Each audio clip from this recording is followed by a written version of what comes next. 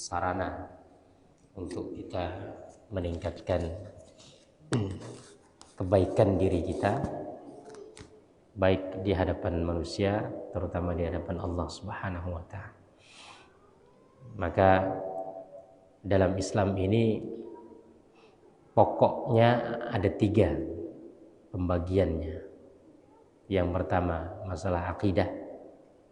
Akidah ini berkaitan dengan keyakinan kita terhadap perkara-perkara yang ghaib.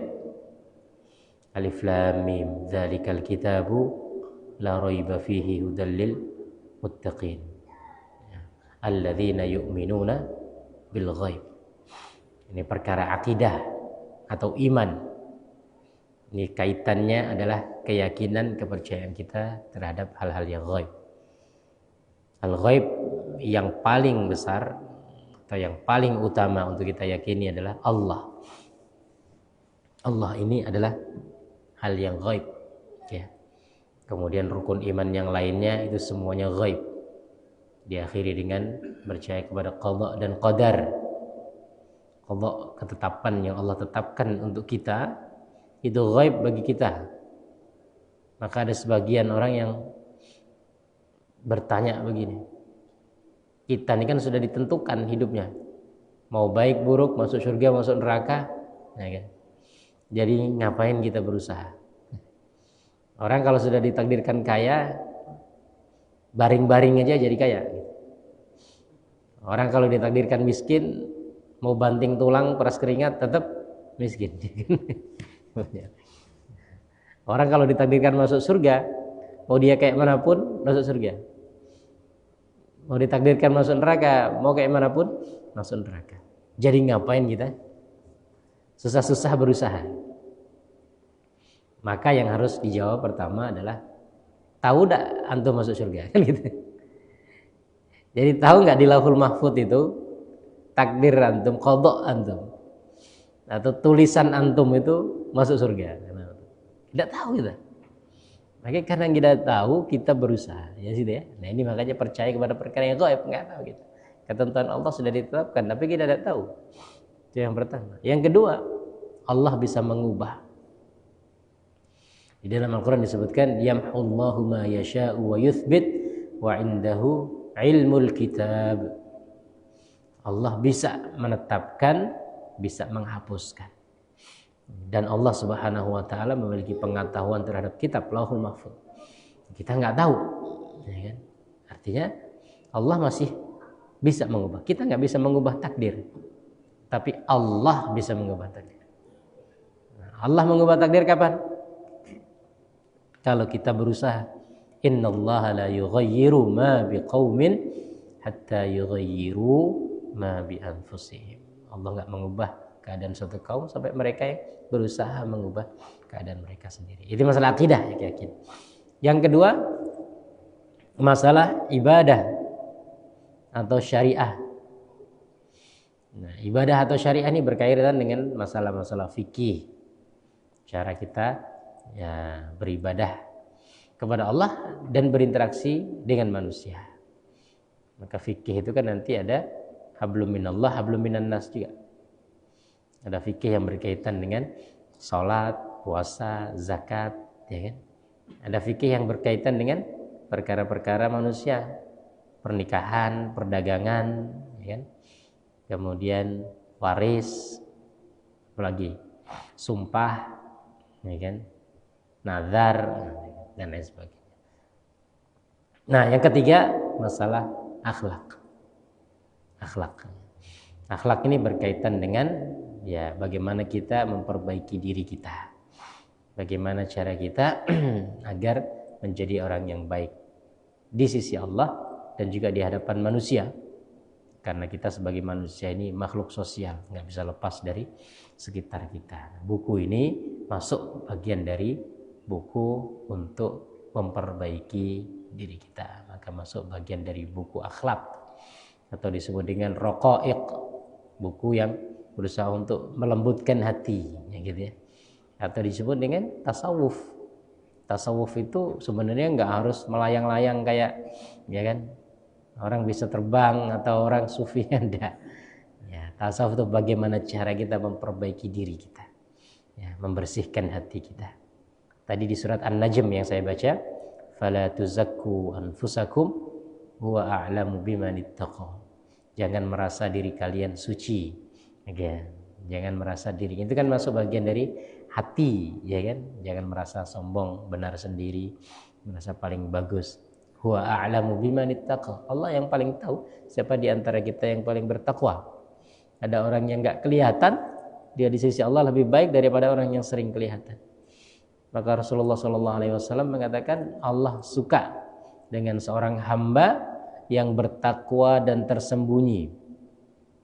Ya, orang yang bertakwa tapi tersembunyi, nggak kelihatan. Apa maksudnya? Kalau dia ada, tidak dihiraukan. Kalau dia nggak ada, nggak dicari-cari. Ini kan orang yang dia bisa dikatakan dalam kehidupan sosial kita nggak dianggap orang. Tapi kalau orang itu, ya dia tokoh, ya kan, dia kiai atau dia pimpinan. Kalau nggak ada kan dicari-cari. Mana si fulan, mana si fulan. Kalau ada, ya dihormati, ditaruh di posisi paling depan, ya kan, dikasih tempat VIP, ya, dan lain sebagainya. Tapi ada orang yang disebut dengan al-atqiyaul akhfiya, orang-orang yang bertakwa yang tidak kelihatan. Ada seorang ulama namanya Ibnul Munkadir, salah satu ulama di Madinah, ulama tabi'in. Ya. Suatu kali terjadi paceklik, kemarau berkepanjangan, nggak turun-turun hujan.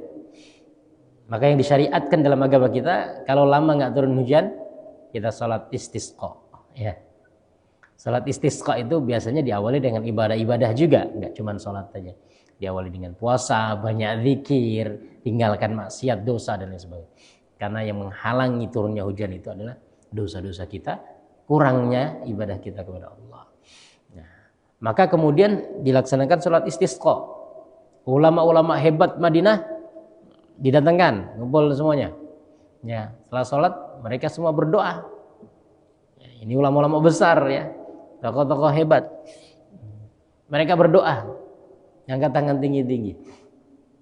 Nggak turun-turun hujan. Ada seseorang yang tidak diketahui dari belakang, dia ngangkat tangan, dia mengatakan, ya Allah, tolong turunkan hujan. Tidak lama setelah itu langsung turun hujan. Ini kemarin di Turki ada cerita. Jadi turun hujan pas sholat istisqa. Jadi di Turki, di daerah mana saya lupa. Jadi lama paceklik, nggak turun hujan, sholat istisqa. Pas sholat itulah turun hujan. Ini kan luar biasa. Banyak kejadian kok ketika istisqa turun hujan atau tidak lama setelah. Nah, cuman ini tadi ulama-ulama hebat sudah ngumpul berdoa, nggak dikabul. Satu orang berdiri, ngangkat tangan berdoa, ya Allah turunkan hujan. Langsung turun hujan. Gak ada yang tahu kan, Ibnul Munkadir, dia kebetulan melihat orang ini. Ini siapa ini? Kami dari tadi ngangkat-ngangkat tangan, ya Allah, gak ada turun hujan. Dia sekali ngangkat tangan, langsung turun hujan. Maka kemudian diintai sama Ibnul Munkadir. Diintai, siapa orang ini? Ya kan? Orang ini setelah turun hujan, ya sudah. Orang kan kalau habis turun hujan kan rame ya istilahnya. Orang ini kemudian pergi. Nah, Ibnul Munkadir yang tahu orang ini diintai, diikuti sampai di satu tempat, kemudian disapa, ya kan, sapa. Bapak ini siapa? Saya ngelihat. Jadi bapak lah yang menjadi sebab istilahnya, menjadi asbab tadi Allah turunkan hujan. Bapak yang berdoa langsung turun hujan. Kami yang dianggap ulama-ulama besar ini tidak ada efek sama sekali, ya kan? Kata dia, enggak, saya bukan siapa-siapa. Ya, tapi nggak mungkin, Anda pasti orang hebat. Ya Allah langsung ijabah kok. Kalau nggak punya, bukan orang dalam misalnya, ini kan orang dalamnya Allah ini maksudnya. Ya, orang dalamnya Allah. Kalau nggak orang dalam, susah langsung dikabul. Ini kan kalau langsung dikabul berarti orang dalam nih. Orang dalamnya Allah itu dalam bahasa hadis disebut khassah. Ya. Sesungguhnya Allah di dunia ini memiliki keluarga-keluarga atau khassah atau orang-orang khusus atau orang-orang terdekat, yaitu orang-orang yang ahli Quran. ahlullahi wa khassatuhu. Orang-orang ahli Quran itu adalah keluarga Allah dan orang-orang dalamnya Allah, ordal. Jadi untuk dapat keinginannya mudah. Akhirnya orang ini bilang, ya sudah gini aja, besok bapak saya kasih tahu saya siapa, tapi sekarang tolong pulang dulu ya. Ibnu Munkadir kan penasaran siapa orang ini, apa amalan anda yang bisa membuat anda langsung diijabah. Akhirnya ya Ibnu Munkadir dijanjikan besok, ya sudah dia pulang. Besok datang ke tempat itu, ternyata itu tempat jahit sandal gitulah atau apa ya. Kalau sekarang tempat ya sol sepatu atau sol sandal gitu ya. Gitu. Jadi akhirnya dia datang situ. Ternyata ketika dia datang situ udah nggak ada orang itu. Tanya tetangganya, orang itu sudah pergi. Artinya orang ini benar-benar menjaga diri, ya, nggak mau terlihat orang. Karena kalau terlihat orang, potensi riya itu besar. Potensi ingin dipuji, potensi ya ingin dilihat supaya baik dan lain sebagainya. Maka orang ini kemudian besoknya dia pergi, dia nggak tahu, kata tetangganya kemana, dia nggak tahu, dia udah pergi. Artinya ada orang seperti itu ya. Huwa a'lamu biman ittaqa, Allah tahu siapa yang lebih bertakwa di antara kita. Maka jangan meremehkan orang, jangan merendahkan orang, jangan melihat orang sebelah mata. Boleh jadi yang kita remehkan dia jauh lebih baik daripada kita. Ya, kita lanjut saja. Halaman berapa Pak Indra? 110. Ya, silakan.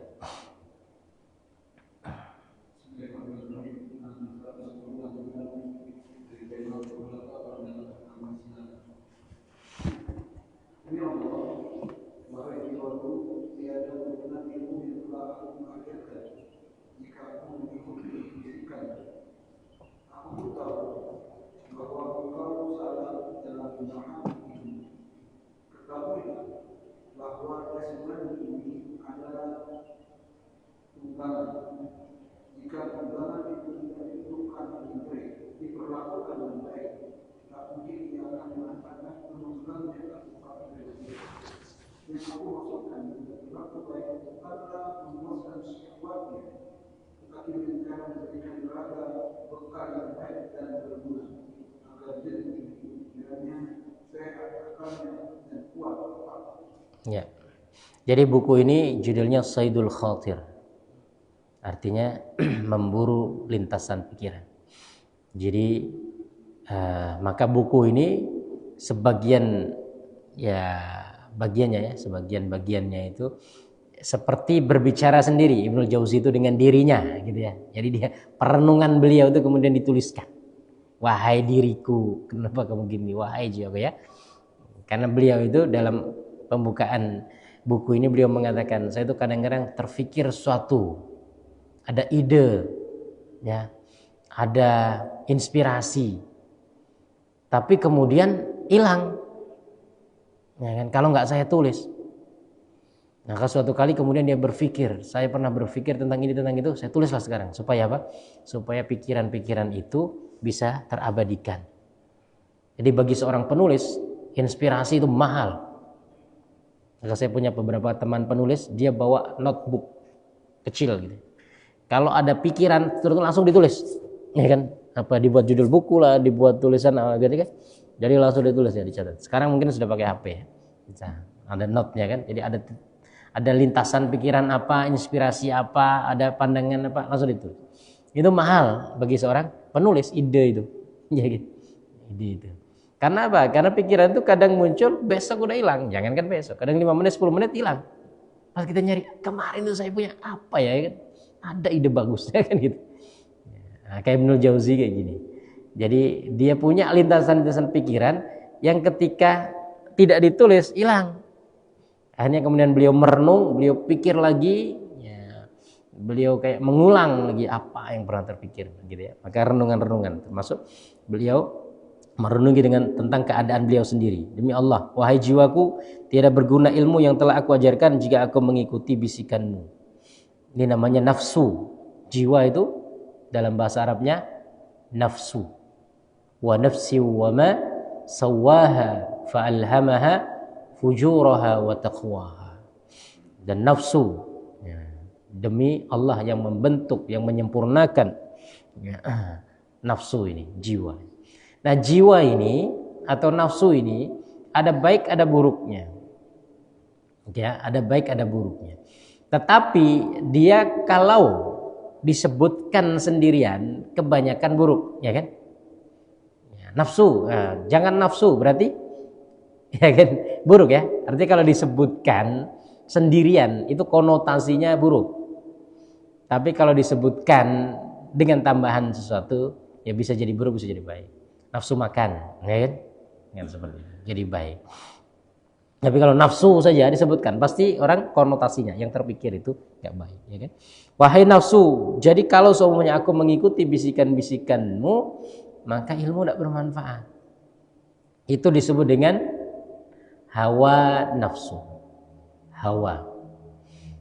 Apa bedanya hawa nafsu dengan hawa istrinya Nabi Adam? Hawa nafsu ini baik apa tidak? Kalau istrinya Nabi Adam, Hawa. Nah ini Hawa kan kayak nggak baik ya kan Hawa nafsu. Kok namanya nggak baik Hawa ya? Itu kalau bahasa Indonesianya sama Pak, ketulisannya H. Tapi kalau bahasa Arabnya beda. Oke. Maka antum ketika bikin nama usahakan dirujuk dulu bahasa Arabnya apa. Walaupun tulisan bahasa Indonesianya boleh jadi ya berbeda. Hawa kalau istrinya Nabi Adam bahasa Arabnya pakai ha. Hawa. Oke? Hawa. Ha wawu bertasydid kemudian dipanjangkan ujungnya hamzah.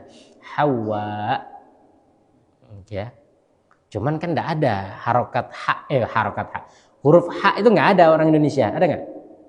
Huruf ha. Enggak ada. Adanya apa? Ha.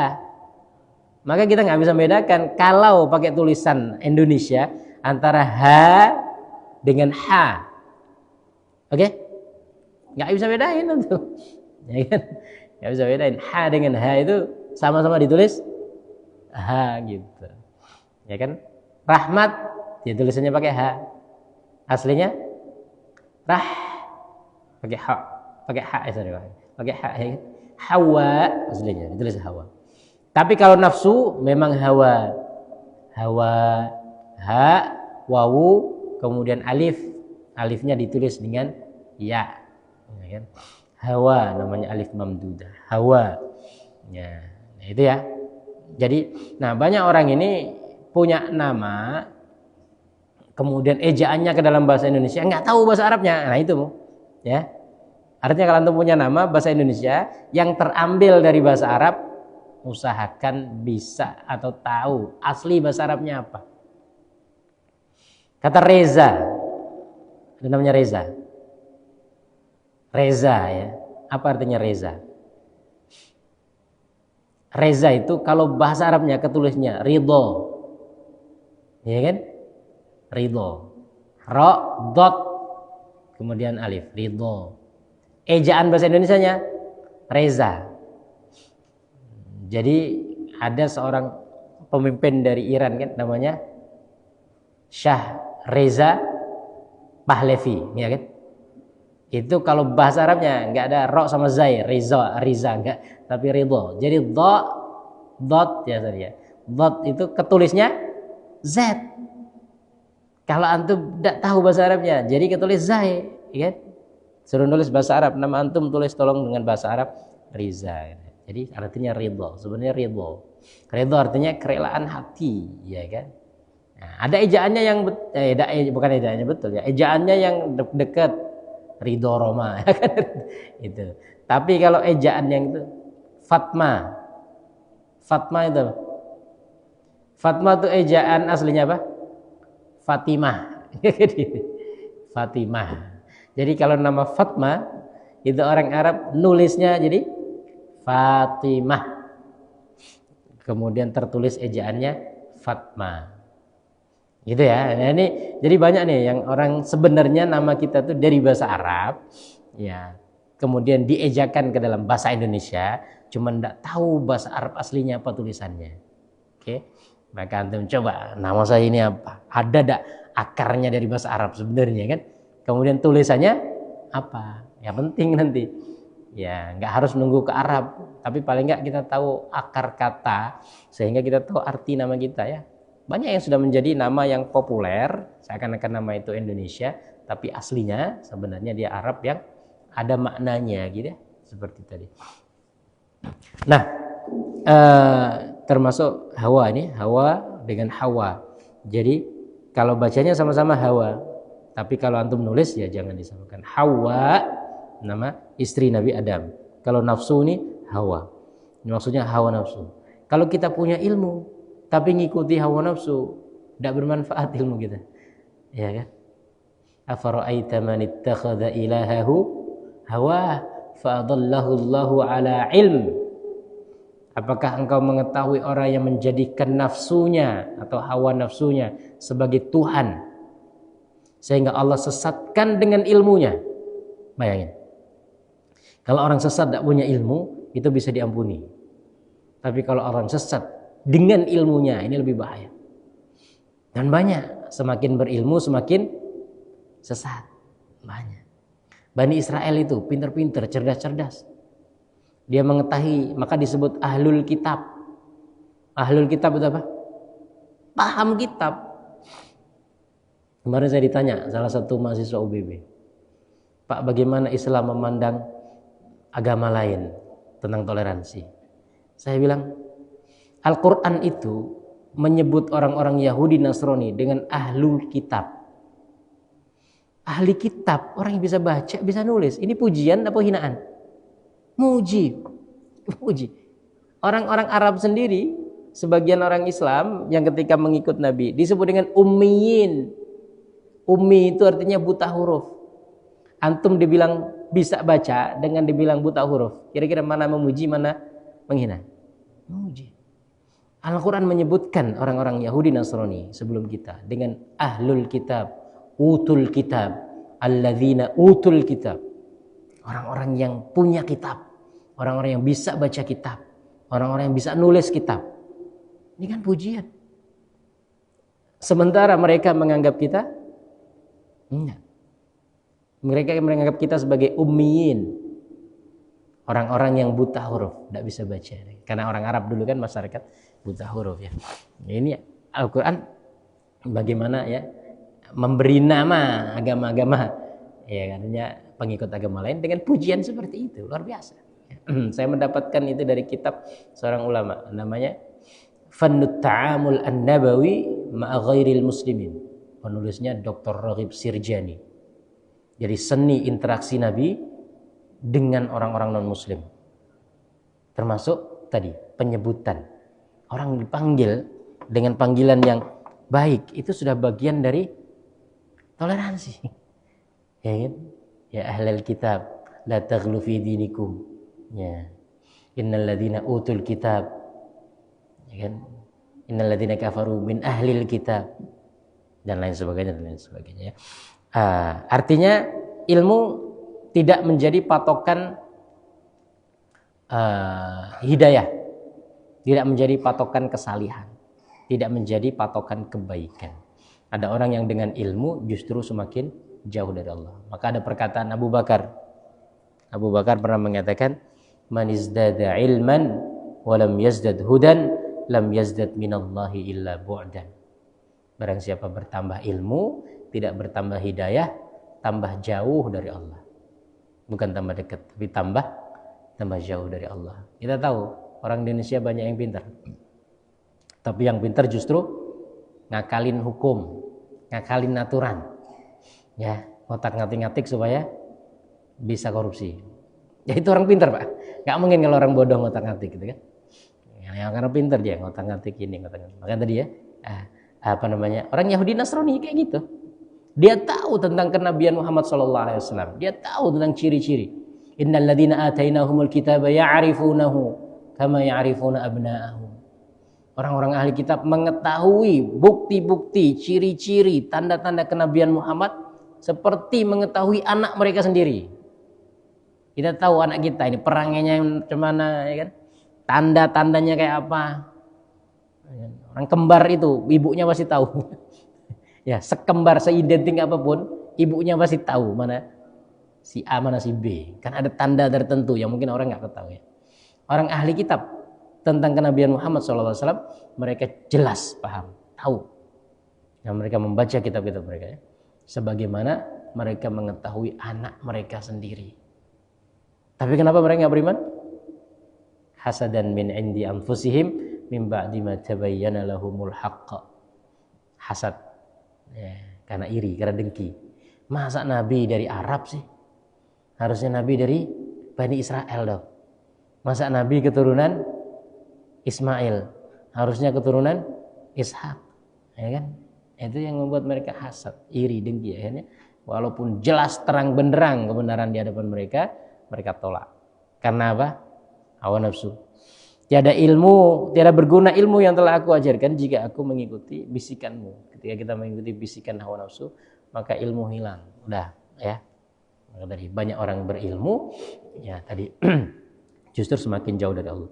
Aku pun tahu bahwa engkau salah dalam memahami ilmu. Ketahuilah bahwa jasmani ini adalah tunggangan. Jika tunggangan itu tidak dilakukan dengan baik, tidak mungkin dia akan mengantarkan penunggangnya ke tempat tujuan. Yang aku maksudkan dengan berlaku baik bukan memuaskan syahwatnya. Nah, oke. Jadi tubuh kita ini seperti tunggangan.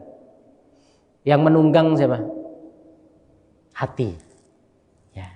Maka tubuh kita ini diarahkan oleh hati. Hati kita mau kemana, ya tubuh kita ngikut. Ya, antum ya kalau dulu tunggangan ya, kalau sekarang mobil, motor. Antum kiri ya nggak mungkin motornya ke kanan, kecuali motornya antum ke kanan, motor ke kanan, ke kiri, motor ke kiri, belakang mundur. Tergantung bagaimana kita mengendalikan. Diri kita ini dikendalikan oleh hati. Ya, hati kita ingin kemana, maka tubuh kita kemana. Oke. Yang kedua, tubuh kita ini juga perlu dikasih haknya. Ya tadi, antum semuanya kendaraannya, pengen kalau ke kiri, antum setir kiri, dia ke kiri. Tapi antum harus kasih hak, harus diservis, ya kan? Ini motor lama tidak diservis, bisa jadi antum kiri, dia kanan. Jadi ketika antum pengen kanan, motornya ke kiri, ya kan? Nah, digas mundur malah ke belakang, malah ke depan, ya kan? Nah, ada. Kalau motor atau tunggangan kita nggak kita kasih haknya, nggak dikasih bensin, mau antum gas kayak manapun, tidak mungkin jalan. Nah, kan? Kemudian perlu diservis, ganti oli, kadang harus dicuci dan lain sebagainya. Nah, kita ini terdiri dari jiwa atau roh tadi, atau hati dan jasmani. Jasmani ngikut kita. Tetapi jasmani ini juga perlu dikasih hak-haknya. Ya kan? Perlu dikasih haknya. Kita pengen nanti ini sholat. Ya kan?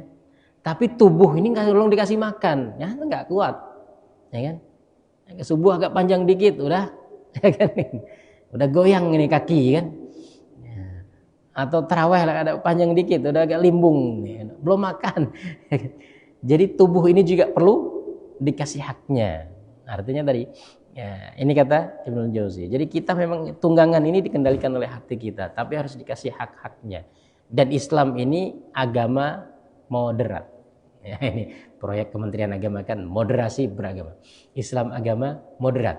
Salah satu bentuk moderasi dalam beragama memperhatikan ruh dan jasad. Memperhatikan zahir dan batin. Memperhatikan dunia dan akhirat. Wabtaghi fima ataakallahu ad-daral akhirah wa la tansa nasibaka minad dunya wa ahsin kama ahsanallahu ilaika. Ya, jadi cari akhirat, jangan lupa dunia. Kun fid dunya ka'annaka gharibun aw abiru sabilin. Kalau berbicara tentang akhirat, maka dari seakan-akan antum adalah musafir, ya kan? Atau orang yang transit numpang lewat, ya kan? Enggak akan memikirkan banyak tentang dunia. Akan seperti itu. Tetapi ketika kita bekerja, kata Rasulullah, innallaha ahabba 'abdan idza 'amila 'amalan ayyutqinahu. Allah mencintai seorang hamba kalau bekerja sungguh-sungguh. Namanya itqan, beneran. Gitu ya. Kalau kita ingat akhirat terus, saya yakin antum kerja enggak akan beneran. Enggak beneran, besok mati ngapain? Ya kan? Gitu ya. Ngapain bikin planning program-program jangka panjang, jangka menengah, jangka pendek, ya kan? Besok mati kok. Gitu. Tapi Allah mengatakan, ya Rasul mengatakan, Allah mencintai seorang kalau bekerja dia mutqin. Dan ini termasuk apa ya, kekurangan kita ya. Orang-orang barat itu ya sebenarnya apa ya, kelebihan mereka itu itqonnya. Artinya kalau bekerja beneran. Orang barat itu kalau meneliti luar biasa. Ya mohon maaf, saya ketika di Prancis itu di perpustakaan di sana itu ada ruang-ruang khusus yang disewakan. Orang kalau meneliti bisa sebulan itu di situ. Di perpustakaan ada orang dia sebulan di situlah meneliti, mengkaji dan lain sebagainya. Nah kita neliti kadang-kadang sisa-sisa waktu kan, jadi hasil beda. Nah, dia di situ fokus di situ, ya kan? Enggak kemana-mana sebulan ada ruangan khusus. Ya. Korea juga seperti itu. Ya. Jadi perusahaan kalau meneliti ya, artinya kalau dia bekerja mengerjakan sesuatu, antum melihat aja. Kadang-kadang kita dapat video-video singkat gitu ya. Orang-orang Barat itu kalau bikin satu eksperimen itu kan, dia nyoba masukin bola pingpong ke botol. Sampai 1000 kali itu, ya kan? Nyoba itu luar biasa mungkin. Maka harga mereka beda dengan harga kita, ya kan? Jam tangan kalau merek Indonesia sama merek Swiss, mahal mana? Swiss. Sama-sama menunjukkan waktu, tapi beda. Yang ini dibuat sebulan 2 bulan dengan teliti, dengan ini itu dan lain sebagainya. Ya.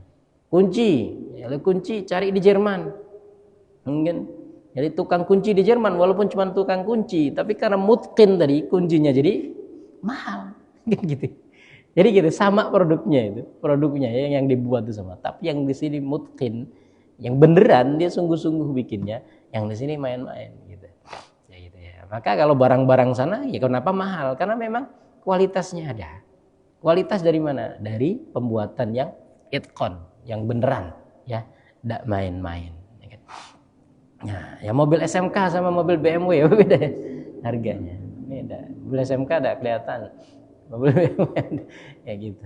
Ini contoh kan, dan lain sebagainya. Nah Rasulullah mengatakan begitu, Allah itu suka kalau seorang hamba bekerja sungguhan. Ya ini berarti kan kita juga tidak hanya memperhatikan akhirat tadi. Kalau kita mikir akhirat terus nggak akan sungguhan, yakin nggak akan sungguhan kita bekerja. Ya. Tapi kalau ibadah ya harus ingat akhirat. Nah ini ya maksud dari Ibnul Jauzi tadi, walaupun kita punya tujuan-tujuan akhirat, tapi badan kita sebagai tunggangan perlu dikasih hak. Kadang harus makan, kadang harus istirahat, harus diperhatikan, jalan-jalan, olahraga. Ya. Bukan berarti mengikuti nafsunya. Kalau mengikuti nafsu itu berlebihan jadi kan. Tapi haknya memang harus dipenuhi. Mungkin cukup kajian kita hari ini ya. Mudah-mudahan ada manfaatnya. Subhanakallahumma wa bihamdika asyhadu an la ilaha illa anta astaghfiruka wa atubu ilaik. Assalamualaikum warahmatullahi wabarakatuh.